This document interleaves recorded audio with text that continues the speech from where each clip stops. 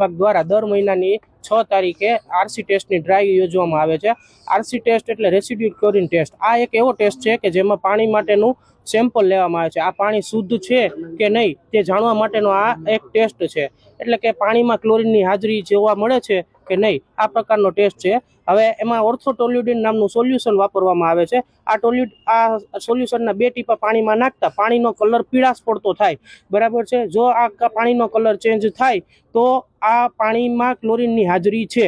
જો આ ટીપા નાખતા પાણીનો કલર ચેન્જ ન થાય અને જે પાણી નોર્મલ આપણે જેવું પી છીએ એવું જ પાણી લાગે તો તેનો મતલબ એમ થાય, આ ટીપા નાખતા પણ પાણીનો કલર ચેન્જ નથી થતો તો તેનો મતલબ એમ છે કે આ ટેસ્ટ નેગેટિવ આવ્યો, બરાબર। જો નેગેટિવ આવે આ ટેસ્ટ, બરાબર છે, અને એવું પાણી જો લોકો પીવે તો તેનાથી ટાઇફોઇડ, મરડો, કોલેરા આવા જેવા અનેક પ્રકારના રોગો થાય છે।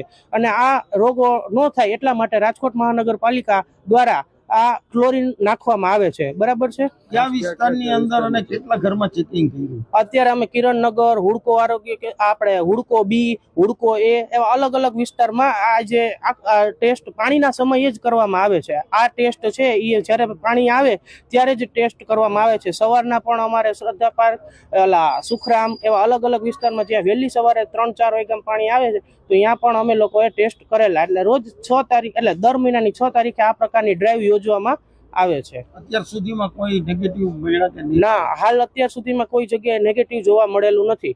ઇનકેસ જો કે નેગેટિવ જોવા મળે તો પછી અમારે એનું બેક્ટેરિયોલોજીકલ સેમ્પલ લઈ અને અમારે પીડીયુ સિવિલ